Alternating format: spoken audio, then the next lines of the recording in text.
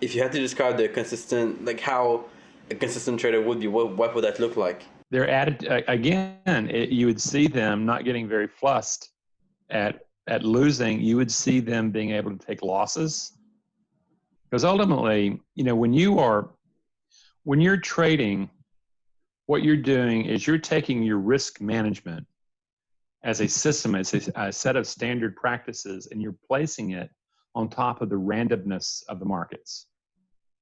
And what you're doing is saying, okay, I know that if I follow these rules of my risk management, I have an edge that if I keep playing this game, it's going to produce, I'm going to extract more capital out of the markets than I give back. Ultimately, though, what happens is when you're working with that randomness, we often believe that, I've got this indicator, I've got these really cool things, and, it's going to give me an edge and it's going to show me high probability. And what you ultimately understand is that a valid setup is an organization happening within randomness that may or may not play out. You don't know. And you've built a hypothesis around your work about, okay, this one looks like it's a go, it's a valid setup from my rules. But then I have a friend that teaches, and what he does is he says, Randy, once we get into a trade, we have 4 3-minute windows that decide whether or not we're going to stay in that trade. He says most of the time it's the second window that will get us out of the trade because we don't want to be in a trade no matter how much we want that trade to work. The truth is that once we see that trade not fitting our hypothesis, we want out of the trade at a small loss. Now, this guy that I'm talking about pulls $10,000, $12,000 a day out of the markets. He's good.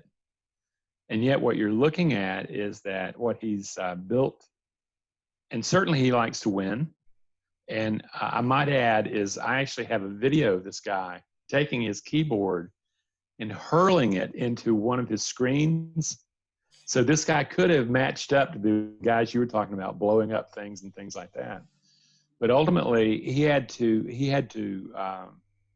tame that anger, become patient, and basically become, but he could not. He used to use anger as a way of controlling outcome. When you get angry, it's an accelerant, and what happens, you feel, whether or not it's true or not, that you can control outcome, you can make things happen. And what he discovered is no, he couldn't. And he realized that he had to back out of that. And out of that work, instead of becoming angry, he became an incredibly good loser.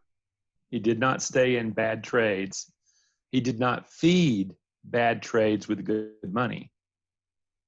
And at first, there was a part of him that wanted to save that trade, but he came to recognize and learn how to manage that impulse, that that's just simply not the way to win in trading.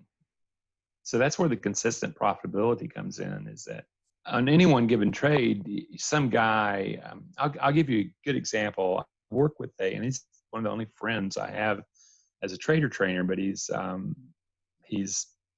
very successful. And he has a group of people who would trade around him. And these are like hedge fund managers and things like that. David's been around for a long time. He's got all the attachments of high level success and all that stuff. And he gets into a trade, and as he gets into it, he recognizes it no longer fits his criteria. So he gets out and just thinks nothing of it. The next day, he has several traders come to him and says, David, you just missed a huge move. Man, we made a ton of money yesterday.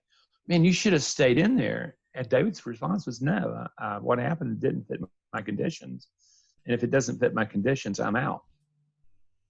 He doesn't have a backstory. Okay? He has a story of, this is the edge. This is what constitutes my edge. If it doesn't meet the conditions of my edge, I'm out. He's not waiting for the home run. He's not sitting there, I can turn this trade around. I'm just going to get some money. None of that. And he's the guy, he's the guy with the house in Connecticut. He's the guy with the airplane, the boats, and blah, blah, blah, blah, blah. And he's a great, nice guy. He just has learned to create rules, follow them, and recognize the moment that you leave those rules, when you have them sitting over the randomness of the markets, the moment that you leave those rules, you're gambling. And what you'll discover in retail trading is that most people, even though intellectually they know that, geez, I know that I need to be able to take good losses. But when they're in the act of being there and capital at risk, they look at something and they want to make it turn around. They don't lose it. And you're recognizing that's the demon right there. That's the part you have to master.